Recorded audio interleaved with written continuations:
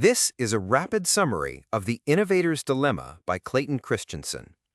The book tackles a terrifying question for successful companies. Why do market leaders so often fail, even when they do everything right? The central thesis is that the very principles of good management that make companies successful can also lead to their downfall when faced with a certain type of change called disruptive innovation. There are three key concepts you need to understand. First, the difference between sustaining and disruptive innovation. Second, why great companies ignore disruption. And third, how disruption eventually wins.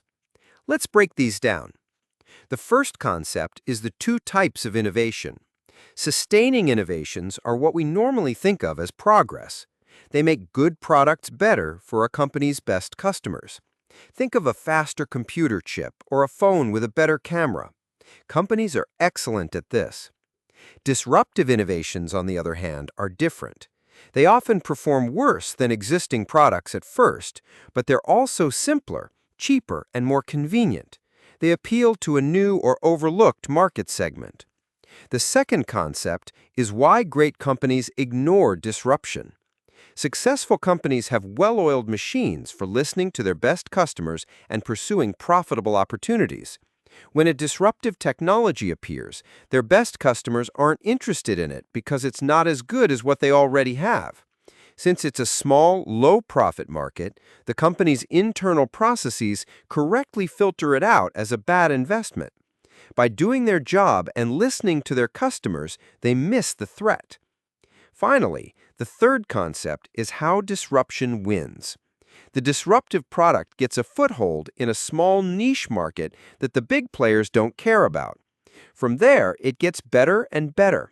It improves over time until it's suddenly good enough to meet the needs of the mainstream market. By the time the established leader recognizes the disruptive product as a real threat, it's too late.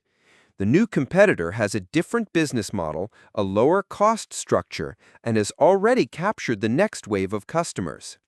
In summary, the innovator's dilemma shows that what looks like bad management is often the result of excellent management facing a paradigm shift.